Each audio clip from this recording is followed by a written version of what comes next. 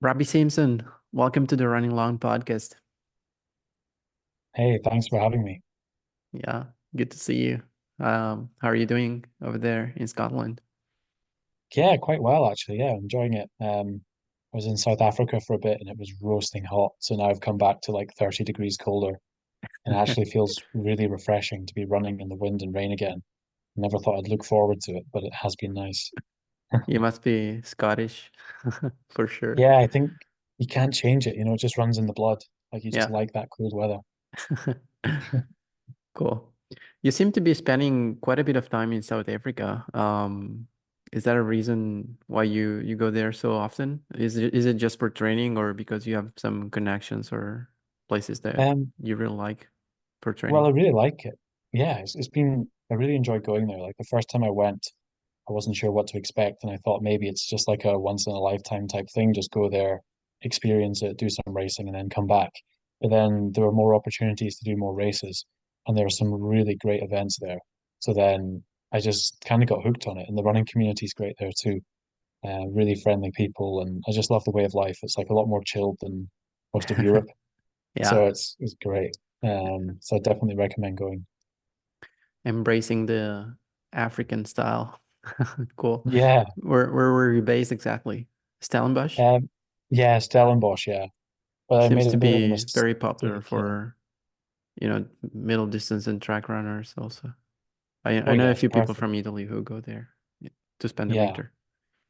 it's so good. Trails, track, everything. But the problem was last year I went there in like March, April, May, and it was fine. Like it was perfect. But going there in January, it was just killing me. Like it was Yeah. so hot. It was like can get to 40 degrees and stuff, and just yeah, it's too much for me. Yeah, it's their summer. So what are your plans now that you're back home? Yeah, just doing a bit more training, a bit more flat training, a bit more speed work, and then I think to try and do some shorter trail races for the first part of the year. I'm just Nice. looking at races now because I started changing some plans around and maybe do a UTMB race in Chianti in Italy. Oh, cool. Um, maybe I don't know if it's too late to get an entry, so I'm just looking at that, and then maybe some of the Golden Trail actually in the first part of the summer, just to do some races I haven't done before, and then kind of switch to more things I've been doing the last year, the Yeah. last few years. But yeah, just getting the training in really and embracing the cold. Yeah. Cool. Well, there is so much that I want to talk about. I thought it would be fun to, kind of not necessarily recap your whole athletic story and experience because there would be so much to talk about. But since I started running in the mountains, you've been one of the most influential and inspiring athletes that I really look up to. Probably because we've raced so many times together. Most of the time you beat me, other times I beat you. Last time we raced together was last year at OCC, and it was really good to share a big part of the race together. Um, but yeah, I kind of wanted to choose maybe three moments during your career that it would be fun to recap. Uh, Also, like for people who don't know you that well. And I think one of the things that's always inspired me about you is your versatility and ability to balance world-class results on the road and on the trails because you've been really successful uh, on the roads, especially in the marathon, and of course on trails in the mountains. So that is something that I've always tried to emulate because my background is the background of a marathon runner, middle distance runner. A lot of my training is based on the flat. Um, so yeah, I think I've always, not tried to copy what you were doing, but maybe if something that I was doing was something that you were also doing, then it looked like the right thing to do Well, in a lot thanks. of ways. Yeah, of course. So the first moment that I chose was the 2015 World Mountain Running Championship in Wales in Betws.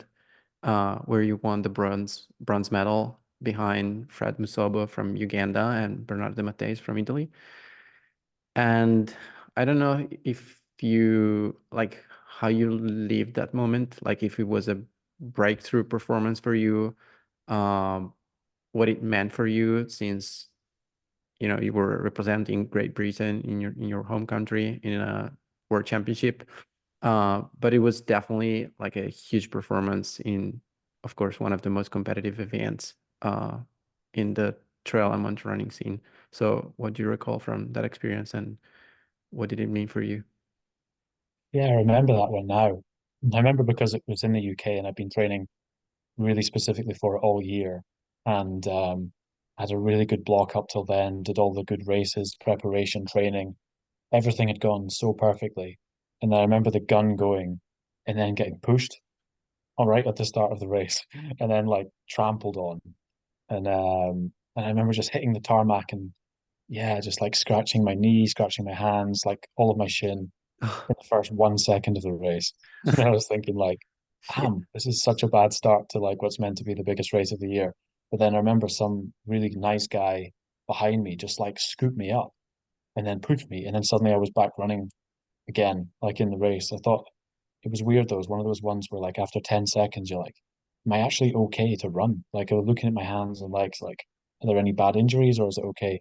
And to be honest, it just everything was numb. And then from there on, I managed to race really, really well. I was so happy with how it went because we actually raced our trial race on the same course. I remember racing against Andy Douglas, and it was like 1 week after Sierre-Zinal, and I was a bit tired, and then Andy was there, and Andy's like so strong all the time. And on the first lap, Andy was just like completely killing it, and I'm hanging on. And then I remember on the third lap, I managed to pull away and had a good race. So in that race, it was really just trying to stay calm on the first lap and then work through the field a bit. And that's how it was. But then it was really, really close, I think, for the bronze medal. Because I remember Martin de Mateus being quite close. I think he was in front of me actually on the last lap, on the last uphill. I remember like really fighting to pass him there. And I remember everything starting to go black because I was just like pushing so hard. It was almost like the body shutting down. So I really put everything into it. But it was amazing, like because it was in the UK and because I knew a lot of the team who were running there and we'd like raced together loads of times and this had been like a real target. So for everything to come together there was yeah, really special. But yeah, it was very fine margins and it was just like so, it was a good field as well. It was quite strong, so Yeah. you'd have to run very well. And it was like, yes, did it. And it was great. And then 1 week later I could barely run because the pain from falling. Like my leg had just swollen up and it was all bleeding and everything. It wasn't nice, but it's just funny how sometimes those things happen. I remember like it was strange because I watched a race years ago when I was a kid, and this like famous runner in my country like started a race and he fell right at the beginning of the race and he just walked off and DNF'd the race. And I remember watching him thinking like that is such a stupid thing to do, like just get back up and get out there. So then when that happened to me, I was just thinking like, yeah, that's what I'll do. Like we'll just keep going, see what you can do. But yeah, it wasn't fun that little bit. Yeah. Yeah, for sure. I should have been at that championship. Actually, it was the first time that I qualified for the national team. Yeah, for a world championship. But I ended up getting injured that year. It was in September. I had like a stress fracture in my foot, so I wasn't there, unfortunately. But I was following the race, of course, because knowing that I had qualified, of course, I cared very much about it. And yeah, it was a really competitive field because those years, it was 2015. The African runners were starting to show up. There was Team Uganda, maybe Team Eritrea and Kenya, I think. So yeah, just getting those really fast African runners um, was a big factor in the race. Um, did it feel like a breakthrough for you, or just, you know, another strong result in what was still a relatively young career, because you were only 23 or 24 at that time, I think. Yeah, can't remember how old I was, but I think to be honest, I think it didn't feel like a breakthrough, but it felt like a really strong result, like maybe a slight step up from what I'd done before. Yeah. But I think the previous year was the European champs. Hmm. Was that 2014 where I think I got a silver medal, and that for me was like the big breakthrough because it was the first time of ever getting any kind of medal in like a championship. So Yeah. that was the one I couldn't believe. That was the one that blew my mind. And then the world champs was like, okay, it was slightly more competitive and stuff, but it was similar, some similar guys. So then it felt like, yeah, a comparable result, but it was just nice to do it there. I just had to be a little bit better, a little bit faster. And then yeah, it was really good. I just remember it being a bit sad because like everyone had finished the race and it was all great and everyone was like celebrating and all good. And then I had to like number one get my leg like cleaned up by the doctor, which was the most painful thing ever, getting them like cleaning all the grit out of the blood on my leg. And then the other thing was like sitting in doping control for like 3 or 4 hours. It was so long. I was there till like almost the prize giving, just sitting there. Yeah. So It's yeah, not it it's not was over until you pee. no The exactly. I race is just not like over until you pee. yeah, it took so long. It took Yeah. so because it was quite a warm day and I'd sweated a lot. And then it's just I remember like getting all these different drinks and then I got someone to get me food as well and then more drinks and then finally like at the last minute because I think I'd given the first part of the sample and then I was like 10 mils short. So then I had Oh, to wait ages to like get this other no. 10 mils and the guys were all like angry at me because they wanted to go home. Like, sorry, just got to take as long as it takes. But it was all good in the end, and it was really fun that it was in the UK.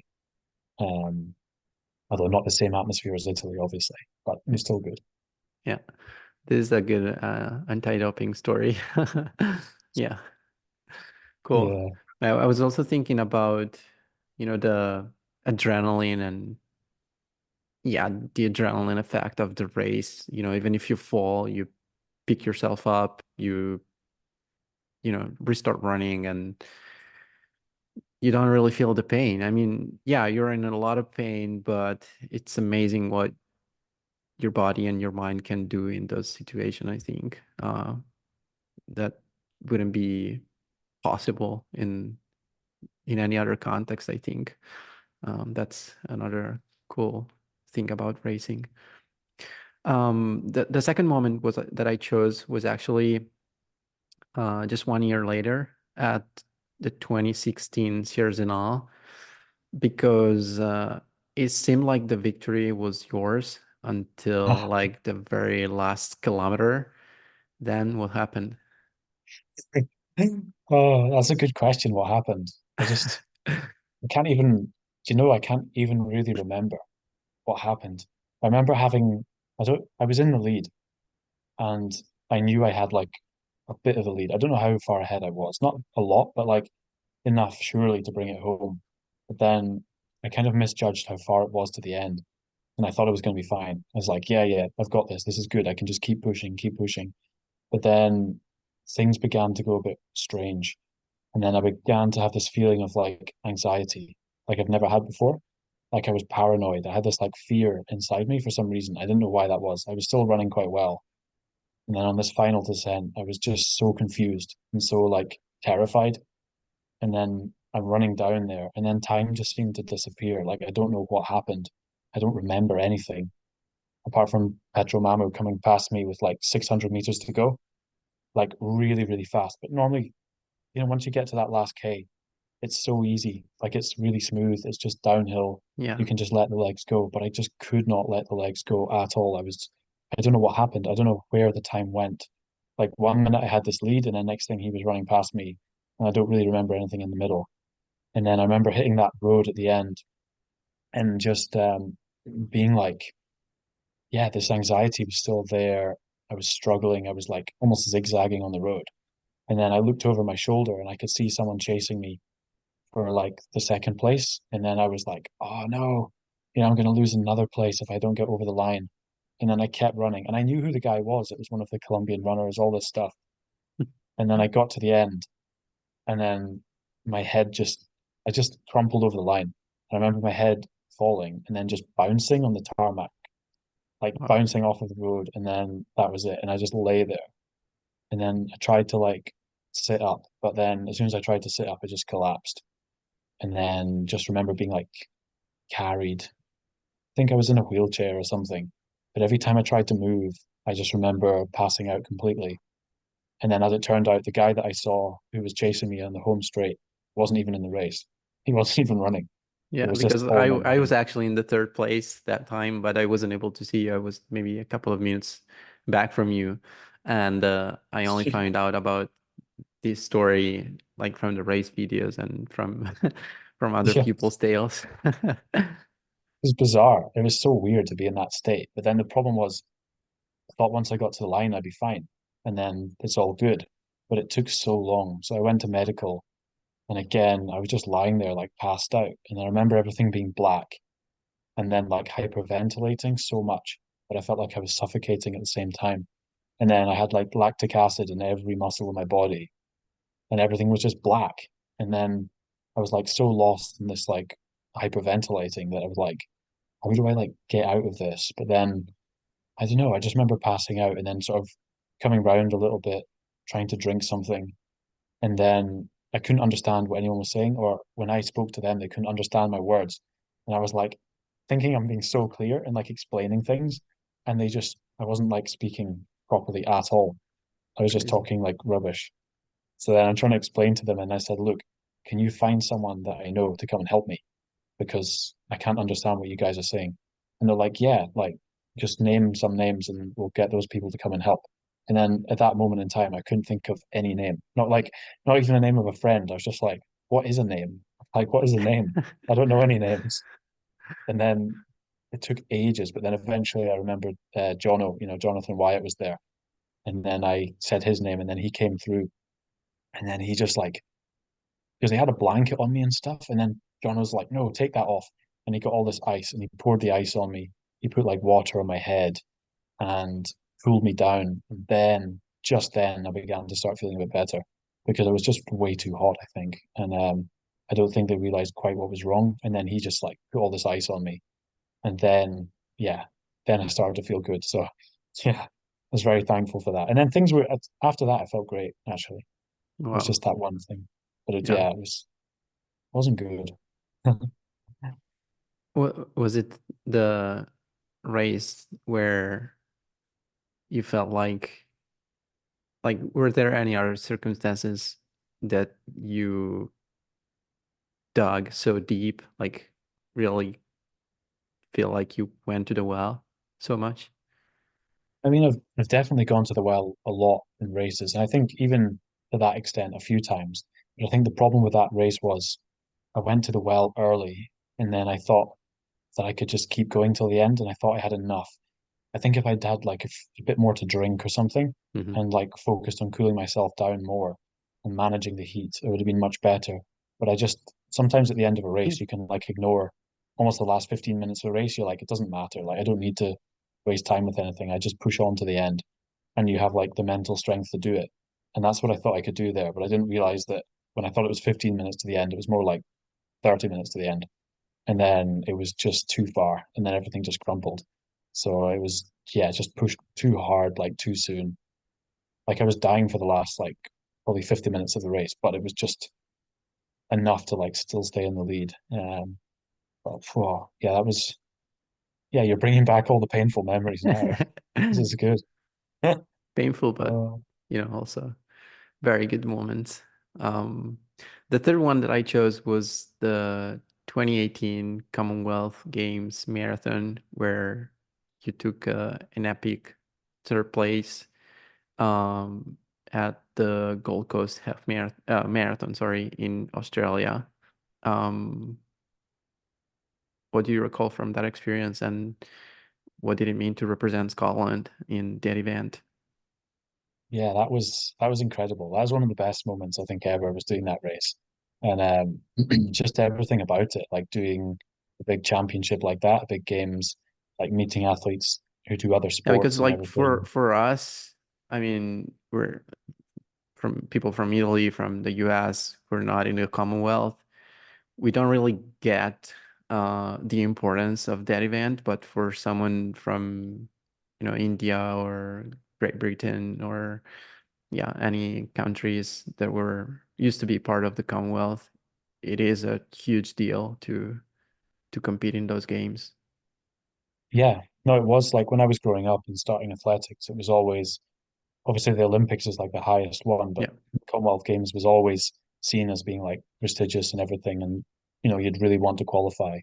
But it just was better because it was a Scotland team, so it's kind of it's nice. Like Scotland's a small country, and you know Yeah. everyone, and it's a really good atmosphere, and you get to run in Scotland kit, which is great, and yeah, and it's just more realistic to qualify. It used to always be like easier to qualify for Scotland than for GB. But then at that point, like well, a couple of the good marathon runners were Scottish anyway, so it was actually quite hard Callum to Wilkins qualify. was is Scottish, right? Yeah, so Callum was on the team, and then his Yeah. brother Derek is also, you know, he's one of the top runners in the UK, or he was at that point in marathon. Like he ran like 2:12 and stuff. So then, you know, they were really, really strong. So to be there was amazing. But I had like zero expectations for the race. It was just a case of like get through this thing without having any problems and then see what happens, which was a nice way to go into it. But it was just so hot, like Yeah. so overwhelmingly hot the whole way. And then like early in the race, the pack just split in two, and people went like this group just went off. Maybe like 15 guys or more just went straight off into the lead.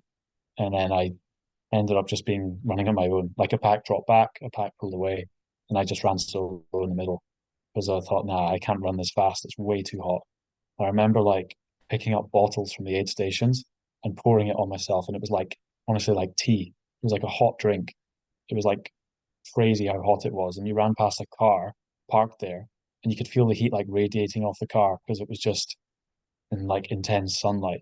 So it was really, really tough to like manage that. I had to kind of dial back the intensity and just focus on like the feeling and trying to get to halfway feeling good. And I remember like turning around and then running towards the finish at halfway and then like seeing guys all the way like stretched out in the distance. So then it was just a case of like picking those guys off. And then I wanted to wait till like 30K before really pushing. And then again, it was amazing. It was such a good feeling just to come through the field. I'm sure you know how that is, like when you feel good. Like what you did at OCC, just on that final part, like catching loads of people, and then you just get more and more energy. And then I got like a few K from the end, and then someone I know was watching, one of the coaches, is like, "Oh, if you can just catch like two more people, then you can get a medal." And I was thinking like, "Whoa, you know, I could do that. I could definitely do that." So then I caught one more, and then I heard that the guy who was leading the race had stopped.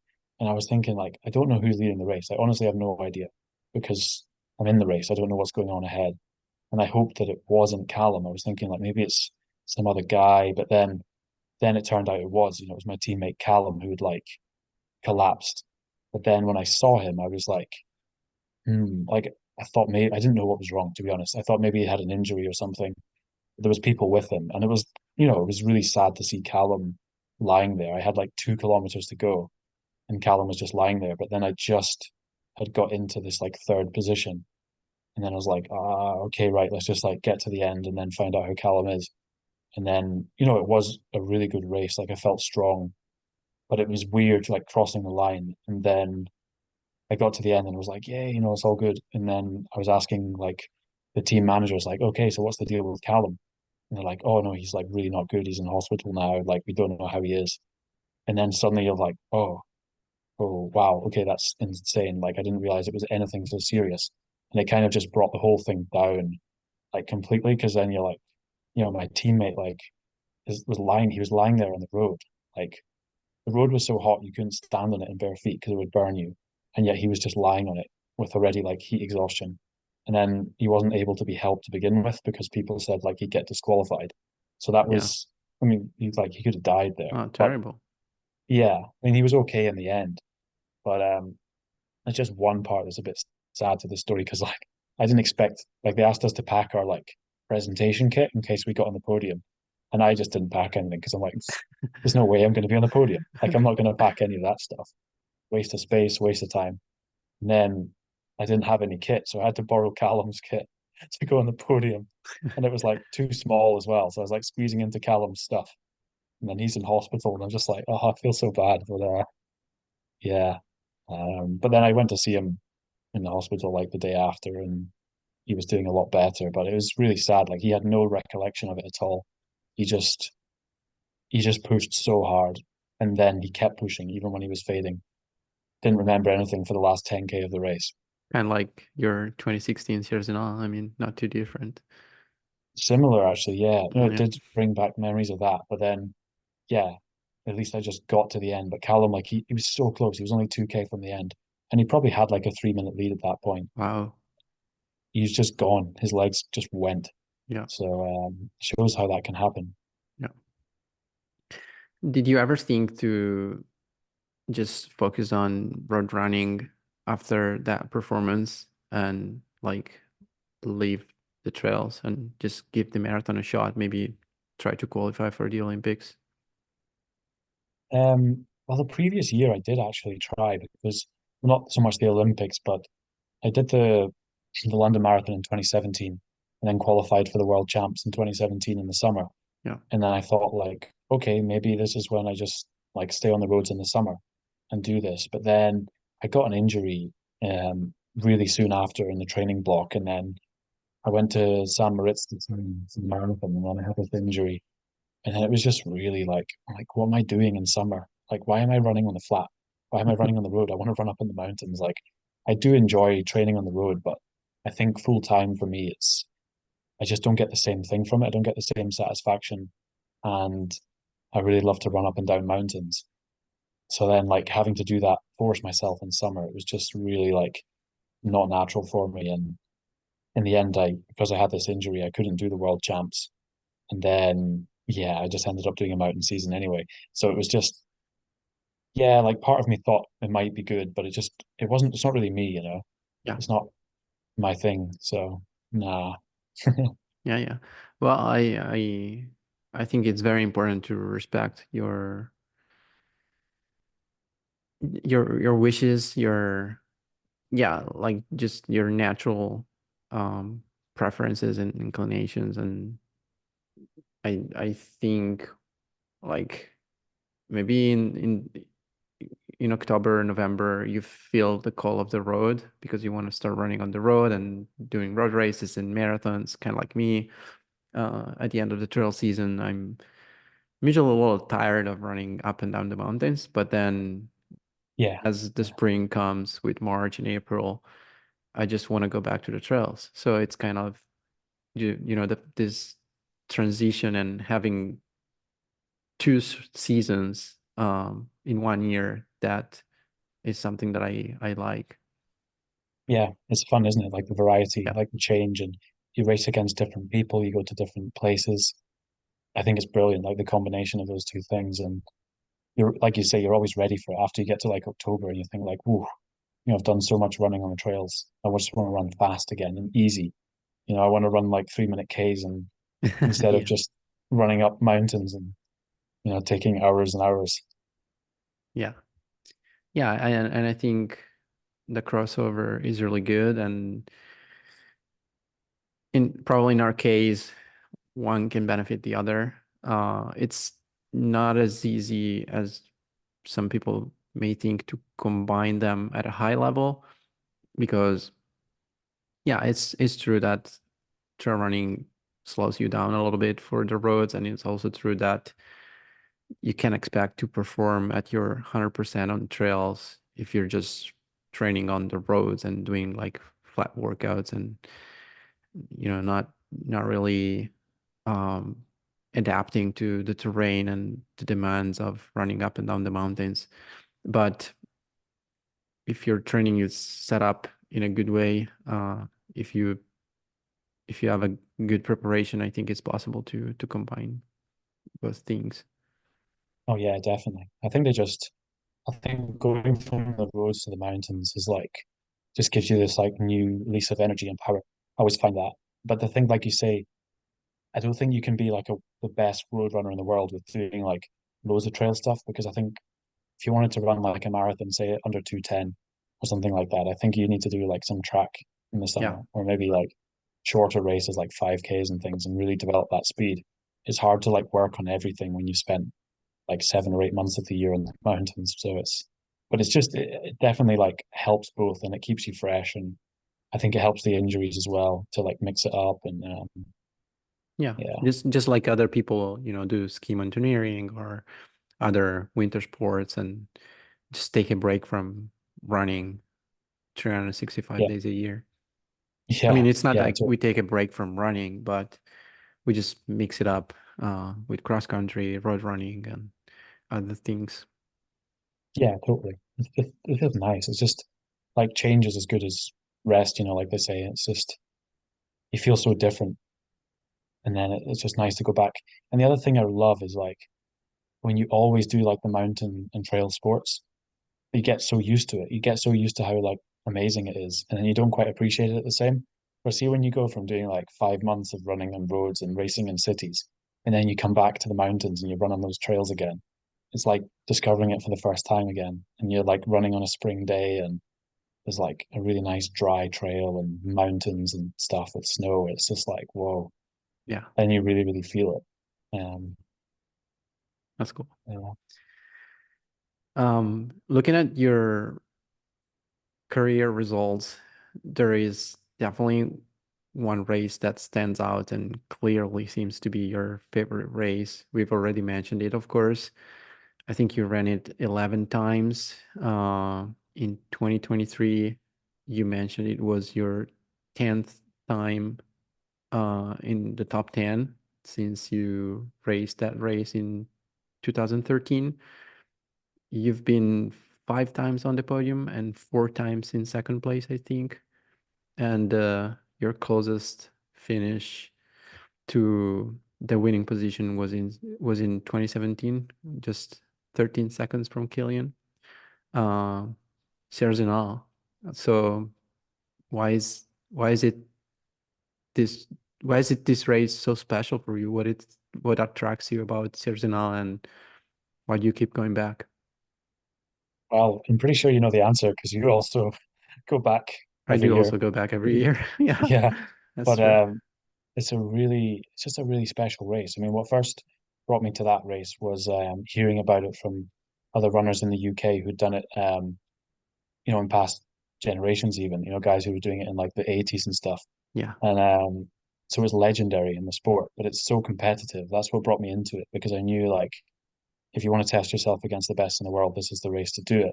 So that's why I initially started doing it. And the first time I ran was 2012, and I had, a really average run there. I mean, say average, it was pretty rubbish. I think it was 36th. But it was a good experience at that age, to just go and do it. And then after that, I managed to like figure the race out a bit. And then I think I was maybe fifth or something the year after. I can't remember, but it was from then on, like I managed to sort of crack the code of that race. What I really love about it, I mean, there's so many things I love about it. I love point to point races because I Hmm. just like to see just to go in one direction. I just Yeah. really like that. I like races with a lot of uphill, but not necessarily loads of downhill. So that race is perfect. You do like more uphill than downhill. It's got that massive climb at the start, which is really, really tough. And then I like races with a lot of fast, like flowing trails too. So that race has that as well. It's got everything. And, it's in Switzerland, so it's beautiful. The trail's well maintained. It's just classic. And you get to race so many different types of runner because it's long enough that you'll get like guys who specialize in longer races. It's short enough that you'll get mountain runners and shorter distance athletes like stepping up. It's something for everyone really. And yeah, it's always been there as like a target. And it's also annoyingly like one of those ones that I mean there's a lot I don't really care that much about necessarily winning races or whatever, but that's the one where you're like, oh, if you could win one, that would be great. And then I got so close a few times. I mean, I think the one time the 13 seconds, and then there was another time, I think the time when I was leading till just before, I lost something like 45 seconds on that last 500 meters on the road there. That time where I collapsed at the end. And it was like, there's always been these little like frustrations. But to be honest, it's a race that I thought I was going to win one day. And then now in the last years, it's just kicked on unbelievably. There's been loads of like really strong Kenyans running there and Yeah. so many more people, I think, with like social media and hearing about the sport and getting into trail running. Now it's just even harder. But yeah, But you're I'll still keep going there. back. Still there, yeah, for Still now. there, I'll still in go the top back again. 10. Yeah, well, yeah. I mean, there's so many times I've done that race, honestly. And It's you probably get one to of the few races where your personal best in that race matters, like your time. What's your personal Yeah. best in that race? Well, there was one year that I ran like the same time within like 30 seconds of like the same time about 8 times or something. But I think there was one year it was just slightly different. And when I did it in 2022, I think I did like 2:32. But I think I normally run around 2:33. Like every time is Yeah. 30 seconds within, yeah, 30 seconds. But the last 2 years though, I'd say it's not been quite so fast. I think like with a slightly later start time, when Hmm. it's a bit hotter, it's slightly harder. Because when I started doing that race, it started like 9 a.m. and 9 a.m. was like good. And I even remember one year being cold in the race, which is like, yeah, now it just doesn't happen. The last few times have been roasting hot. And Yeah. I think it kind of affects the race a little bit, like just being so hot for so long. So I think the times are now like maybe drifting a bit, probably not at the top end. Like those Kenyans are running so fast that I think that if they ran in cooler conditions, they'd run even faster too. But like when it's so hot, yeah, you just lose a little bit. But Yeah. that's classic, classic race. Needs to be done. Needs to be done. Right. Yeah. So much history and tradition, and yeah, that race has got everything, I think. Yeah. But I was gonna say, like, it's the sort of race I've done the race like 11 times, but out of those times, I think about six of those times or more, I've got to the top of the first uphill feeling absolutely terrible, Yeah. like unbelievably bad. And then I think even when I finished in second place last time, can't remember what year that was. That 2021, 2022? Can't remember. But that like I thought I was just not going to make it to the end well at all. I was so far off the pace, feeling rubbish. That's what happens in that race, but it can just change. And then it starts to come together after Shandling. And then you like start running really well. And then you run the descent well. And then all of a sudden, like, then you can be in the top five or the top three. But it always changes in that last like 10K. So It's that's so what I like about unpredictable. this. Yeah. Yeah. It just changes. Like you can think it's like set. And sometimes it is set and it doesn't change. The other times you can pass like five people in one section and then suddenly it's all like you're in contention. So that's what I like about it as well. Yeah. Yeah. I haven't cracked the code of that race yet. I mean, I had a good first try when I placed third, and then I never managed to go back on the podium again, but I'll keep trying because for sure, yeah, it's one of the races that inspires me the most. And I'm also attracted by the competition more than, you know, the, yeah, maybe the possibility to win or get recognition or anything. I think it's important to go head to head with the best of the sports, and that's where you can do that. So I encourage everyone to come to Sierre in on the second week of August. Yeah, and have your dreams broken. Yeah. It's like, but it's such a humbling experience doing that race. Yeah, You true. think like, oh yeah, I'm fit and whatever, and then you start that first climb and you're in like 30th position, and you're like, whoa, okay, Yeah, the first K, like on the road, it's probably like 7 or 8% grade, and you pass through the first K in like 345, 350, and there's yeah. like 50 people next to you, and you're like, what's happening? Like, what's going on? It's Oh, it's it's crazy. incredible. Yeah.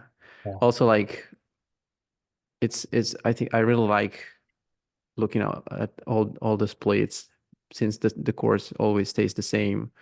The splits and the performances have a meaning. So it's actually a race where you can check the record and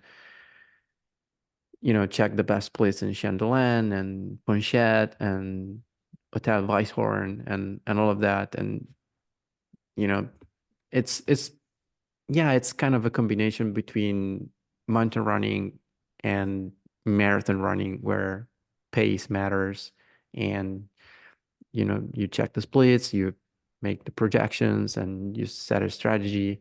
And that's something that I also like about that race. yeah, it's so good like that, and you don't have to carry any kit. Yeah. So that's the best True. thing. Just shorts and vest, maybe pick up a bottle somewhere, and it just makes it so pure. It's just, yeah, it's a really, Old really style. good, Yeah. yeah, old school. Nothing's changed really since like when it started. Yeah. Over 50 years. Do Yeah. you do you see mountain running and trail running as two separate things, or do you feel like more one way or the other? Um, I mean, for me, just running up and down a mountain is like that's why I used to think mountain running was, and then I realized it's like because when I started out, trail running wasn't really a thing. Certainly not in the Hmm. UK. Trail running was what they called like a flat fell race. Like, Yeah. fell running was like not so much on paths and just straight up and down mountains and everything. Whereas trail running is like, okay, we just take it down a bit, we put it on a smooth trail, and then that's a trail race. So then I was kind of confused by the European trail scene as being like more gnarly than the mountain running is. But like mountain running for me is just like you do the same thing, but you just finish at the top quite often. Like you stop at the top of the mountain. And I love those races. They're the best. Just run uphill for 1 hour. It's great. It's a tough race. And then you just get to the top, have a nice cold drink, have some food, and then go down. But then trail, I just see trail as being like the kind of longer version of that with the downhills and more varied courses. But it's kind of just the same thing. It's just running up mountains, isn't it? Yeah. So, And why have you transitioned from the more classic mountain running uphill races and maybe championship races to the more classic definition of trail running with up and down races and longer distances and yeah, what we generally refer to as trail running now? I mean, there were a few reasons for that. Like I felt like I'd done enough of those races. I'd done enough championships. I'd done enough of the series, kind of doing the same races, uphill only races and stuff. And I really enjoyed doing all that, but I was kind of doing it individually. And then I didn't like so much being restricted by what races I could do because if I want to run in the national team, then I have to like send them my calendar and then Hmm. like have someone else like approve what I'm doing. And I didn't really like that. So Is and then that the I thought, reason why you chose not to compete in the recent World Mountain Running Championship, for example? well, that wasn't so much that. So the last few years I've done other things. Like I did the Comrades Marathon last Hmm. year, and Yeah. that was in June. So like there was no possibility to then race again in the mountains and that soon. So I would have liked to have done that though, because I think it's actually improved so much now. Like the mountain and trail world champs look awesome. Like As I an would love event, to go and yeah, do it. yeah, yeah. It's really grown and yeah, Yeah. So it was that's an great. appeal now. Whereas like a few years ago after 2015 when I did it, I was kind of like that was fun for me, and now I want to do something slightly different. But I would definitely think of going back to it. But it was just I seem to see like a shift from mountain running into trail running, and more like trail races kind of getting bigger, and then like you had the Golden Trail and stuff, and then like UTMB starting to get bigger. So then I thought like maybe this is just a good shift, and I actually I prefer the longer races. Like I prefer marathons, like round between 3 and 5 hours is something I really like to race. So then there were more of those races. And then there was the opportunity to join a team like Adidas Terex. And then you know how it is, like a lot of brands now are going in the direction of trail running or have done over the last years. So then I was like, well, I enjoy those races and there's opportunities there to travel, to be in a team, to like kind of do a little bit more rather than just staying on my own for like 8 weeks in a little apartment and then choosing a different race every week. So then I just thought, yeah, let's go and do a little bit more of this. And but to be honest, I think it's nice to do a mixture of everything. And I probably would go back to some of those short races again. Um, but yeah, it's been nice to see the longer ones, as you have too. Experiment with it. Yeah, yeah. I mean, for me, I feel like it's been a kind of natural growth and mostly inspired by curiosity to try new things. I don't want to always stick to the same races. I think trail running is interesting, is so fun because there is so much variety. There are so many things that you can do. You don't necessarily have to keep doing the same races over and over. I mean, I like to go back to Sierre-Zinal, but it's not like I'm a 1500-meter runner who keeps, racing on the track and it's the same everywhere with trail races, there is the possibility to explore different things, and I'm attracted by the sport as a whole. So I want to try new experiences. I want to, do a little bit of UTMB, a little bit of Golden Trail Series, World Mountain Running Championships, and I think my style, my races have kind of evolved uh, along with my career as an athlete, and it's also pretty evident that as professional runners, or yeah, that's as sponsored athletes, some races are more important than others for a brand. So I think you have to select your races carefully and, of course, try to like make your goal coincide with the one of your team, the one of your brand. Not necessarily that you have to, please your sponsor in any way they want, but yeah, you're given a certain freedom in choosing your races and goals, but it's also important to be aligned with the brand vision and goals as well, I think. So um, that is part of the reason why, for example, I've been choosing the race that I chose in the last 3, 4 years. Yeah, but it's good because you have the possibility to do so many different races, but they're all good. I think like, Yeah. okay, if sponsor wants me to do this race, it's still a real privilege to go and do a race and to be in that situation of being able to race professionally. Oh yeah. Because like, I could be doing a job I hate and doing something I hate for 10 hours every day. Whereas like, I think, okay, I really want to do the classic races that I love, like Sierre-Zinal and some of the other ones. But then there's some races where you're like, okay, this means a lot to the brand. And actually, yeah, I'm very happy to go and run Oh 50K yeah. and do this I race. Of So course. it's Yeah. like, It's not like I feel like I have to do them, or like, yeah, I'm just going there because my sponsor wants me to do this race. The good thing is that it's still a lot of fun. Like it's still aligned with my goals and values and yeah, everything yeah, that I want to do. yeah, it's great. It's just if you end up like, I wouldn't go and do like PTL, something like that, like a Yeah. 6-day race or 200 Not miler right across now. the desert or something. But, as long as it's a race and that sort of 30 to 50K range, I just love it. Just Yeah. try them all. Yeah. I mean, it's such a privilege to be able to run professionally. Of course, it's something that we earned, but it's also a privilege. Yeah. Love it.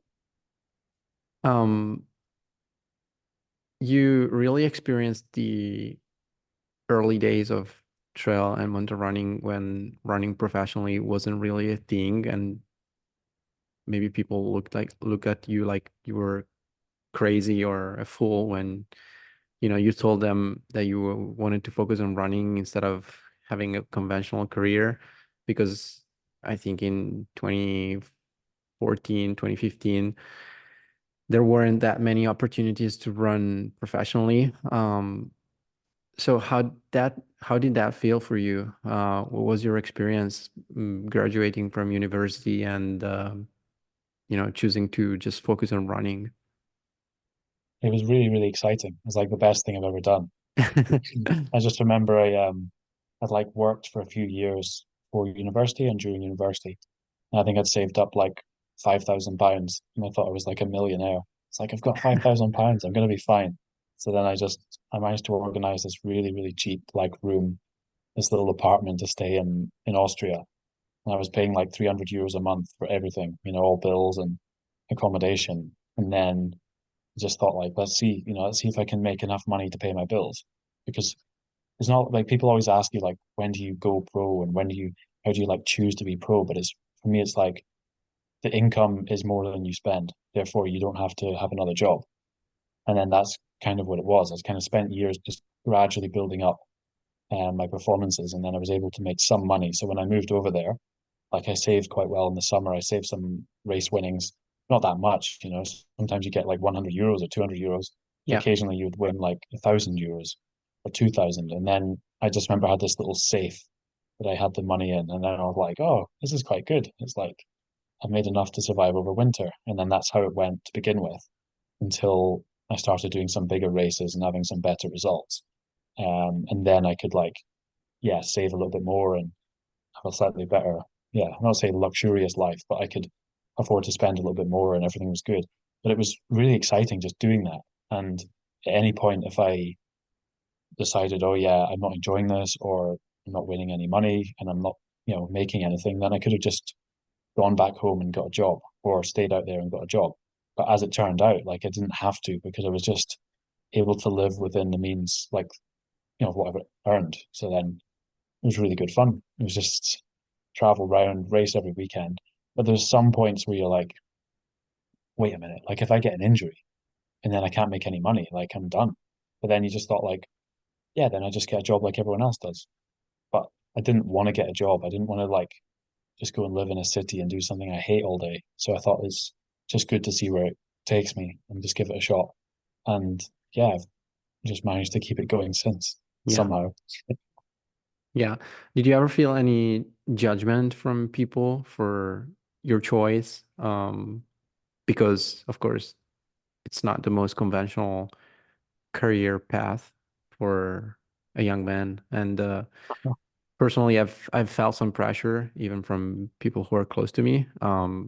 Not necessarily because they wanted me to feel bad about what I was doing, but just because we live in a society where maybe sports or endurance sports and trail running in particular is not that highly valued. So when you try to explain people who don't understand about trail running that, yeah, I run in the mountains for a living, and they're like, what? uh, like, how is it for you? Yeah, it's exactly the same. Like I had a lot of people probably questioning it and like saying, "Oh, that's what you do," or "You want to be a pro runner, and why don't you just want to get a normal career?" And even like my parents, well, my mum, she was like, "Why Yeah, are you doing this? Why don't you just get a normal job? Like, why don't you just whatever apply for this job and settle down and just have that security?" But like for me, it's just so uninteresting. Like I have no desire whatsoever to just like go into a career just for the sake of it. Like there's things I'm passionate about that I would be very happy to work in once I finish up. And like that's great. But at that point in time, I just wanted to travel and run and like see the world and run up mountains. And then I had the opportunity to do that. So it seemed completely stupid to not do that when the opportunity's there. And like could stop at any time and go back and then do all that stuff. It wasn't like I completely walked away from it. I went to university, I did all that stuff. But like just being able to do it now and like live that life, like so few people get to do it. yeah, So I was definitely going to do it. Like I had the opportunity. There's no way I was going to listen to someone else telling me, like, there's just no way that was going to happen. And I was quite proud of it in the end. I'm just like, yeah, that's what I do. I don't care. Yeah, I know it's like whatever you think, but I don't care. Like, I live in this tiny, cheap place. I'm doing lots of fun stuff. So, if that's not good enough for you, then I don't care. yeah, yeah. It's it's not always easy to live up to that idea, but I think in the end it's totally worth. Yeah, totally.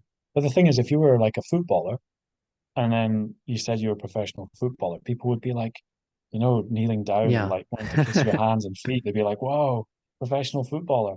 But like in Scotland where I live, like no offense, but the standard of football isn't very good at all. And you meet guys who earn like ridiculous money playing very low level sports. And you think like, oh, it's kind of not fair. But then, you know, you just make it work. Now I would say if you tell someone you're a professional trail runner, they'd be like, wow, like you must be like Killian or something or Jim Walmsley. And you're like, no, it's not quite like that. But Almost. yeah, but now it's an I mean, actual as long thing. as you're happy about what you're doing, I think it's okay. You don't need Yeah, it's anything fine. else. Yeah, you don't need someone else's like to listen to their judgment really. If you're happy with what you Of do. course. I Yeah. kind of found it fun Hmm. when people criticize it. Just made me laugh a little bit and made me think like, yeah, but are you happy working in your job? Like, probably not. So that's why you're taking out on me. Like because you have some jealousy or some like dissatisfaction with your job, and that's why you're like trying to tell me I should do it because it makes you feel better about what you do. But like I'm fine. So just yeah. Yeah. So you mentioned the Comrades Marathon. that you ran last year in 2023 in June. I don't think it was your first road ultra experience, but that probably your first comrades. I think you ran Two Oceans before. That is another very popular ultra marathon in South Africa, correct? Yeah, yeah, I did Two Oceans last year in the build up to Comrades. Yeah, and Two Oceans is amazing. I definitely recommend that race. Mm-hmm. It's so much fun. Cool. Yeah, I wanted to ask you about ultra running on the road. Is it something that attracts you? Because you seem to be the right type of athlete who could chase, maybe a 50K record on the road or even the 100K world record on the road. Or like last year, um, a good performance at Comrades, which is an historic race, 93K, I think, in South Africa. Yeah, I mean, for me, like the only thing that ultra running on the road always scared me. It just made me think of like injuries and like running laps on a road. Pain. Yeah, but not in a good sort of way. So I was never attracted to it at all. And the only thing that made me want to do it was to do classic races, like Two Hmm. Oceans and Comrades, because I'd heard a lot about those races. Yeah, And me too. yeah, like they're classics, and I They're really wanted to give them huge. a go. Comrades They're is huge.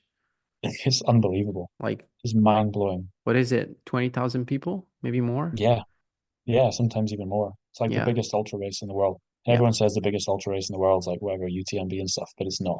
It's Yeah. there. Yeah. And the competitive, like it's so competitive. Yeah. Like last year, I didn't have a great race. I had some problems and, I won't go into a lot of details, but it was a very, very average race. But I was like 27th or 23rd, something like this. And, but running like 350 per K for like 90K. And some of those guys, Insane. like no offense to the guys that do like the 100K on the road and the 50K on the road and the championships, but those guys are way better. They're just so much better. But the only reason they don't do those races because there's no money in it and there's no like it doesn't excite me at all doing like 100 or 50K like world or European champs. Like it just doesn't. But doing Comrades or Two Oceans does because there's like the history there, the quality of the field, like the prestige, like everything. It's like Sierre-Zinal. Like you go to a race with loads of history, with all the best runners, and a course that's it's maybe been tweaked slightly, but it's generally very similar over a long period of time. And they're just incredible events, like so, so good. So that's why I did them. And I would probably do them again. But nah, going to like a 50K running 20 laps of a flat course, just no, No. no, no. So there's just No, no no. point. Like, yeah, Yeah. yeah. Cool. Well, I thought it was interesting because not many trail runners choose to,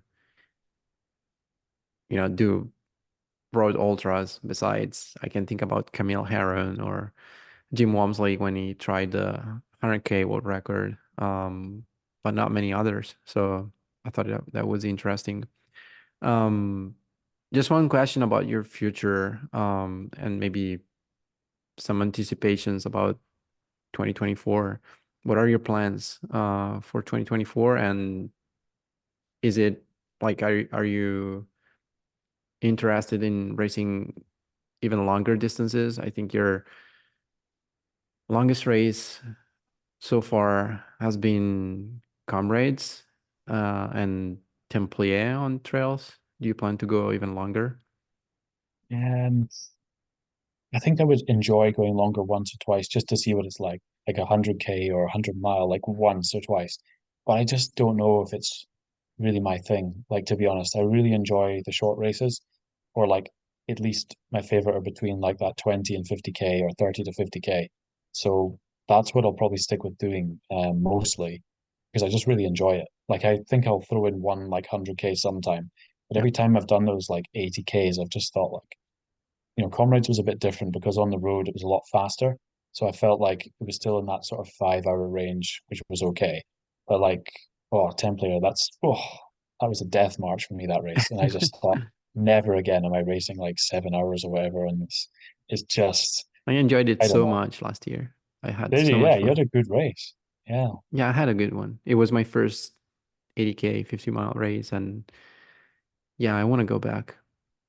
Yeah, you have to go up in distance, try 100K, and maybe that's like you'd enjoy it even more. But for me, it just I don't know, something just hasn't quite clicked, and Yeah. I'm very happy with the races I've done. So I think I'll this season will be similar to last season, but I think I'd like to do a few new races. Like I need to get organized because I've changed plans very recently. So I think I'd like to do like Marathon Mont Blanc, Hmm. maybe even Zagama if I can get organized, and then like OCC, Hmm. Sierre-Zinal, things like that.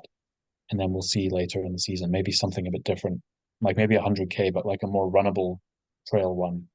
But we'll see. But yeah, I really enjoy. Like I'll always go back to Sierra now. OCC, I feel like I'll go back to because going up to CCC is just, oof, OCC you is know, fun. It's fast. I mean, you're running.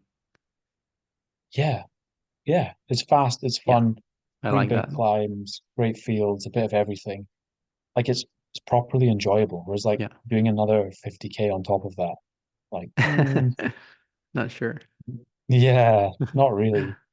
Like one day for sure, but yeah, just I'll have a think about it. But there's a few new ideas. I think trying to mix in some faster things and shorter. Like last season was really difficult because after racing on the roads until June, like trying to get ready for the trail season, I had to do like a UTMB qualifier in July or like to get the running stone. So it was like trying to turn it around in like a few weeks was really tough. And then the whole season was just like trying to catch up to what I should be at and Mhm. then not really ever getting there. So then I think this season, just having the whole time between now and summer to prepare properly will be really good instead of like trying to fit in loads of big races and then recover and then start on the trails. Like just, yeah, ease into it. And yeah, we'll see. Yeah. Yeah, that is something that I found also about marathon racing. I mean, it's fun, but it takes a lot of energy out of you, and the recovery is not always easy. So, like you might run a marathon in April, and then you have to kind of delay the start of the trail season because, yeah, you have to like start a completely new preparation and have a completely different build for the trails. It's not like you can, you know, keep training straight into the trail season, I think, because it takes a lot of energy out of you. And I think Comrades was a bit similar. So yeah, it's fun to race on the roads, but it's not as easy to figure out the balance between competing at a high level on the two sides. Yeah, definitely. Especially the road, like once you go above like marathon or above, because like sometimes there was a few times I did a road marathon and then it actually raced quite well, like 3 or 4 weeks later. Hmm. But then sometimes I'd do one and it would take me 2 months to like feel good Yeah. again. He just something just so depleted, like the body was just broken. Um, yeah, it was really tough actually. Yeah, yeah. So maybe you can learn from last year experience and show up more ready for this season. Maybe you learn something every season. That's the thing. You learn Yeah. some big lesson. So it's always infinite amount to learn. Well, thanks, Robbie. It's been a huge pleasure to talk to you and learn from you. Um, I think there will be plenty of opportunities to see you this year because, as I heard, um, we're probably we'll probably cross paths in different races. So see you soon. Yeah, looking forward to it. Thanks so much for having me on as well. It's been Yeah. great to chat and remember some of the old times and realize how Yeah, old we are. of course. Thanks. Thank you.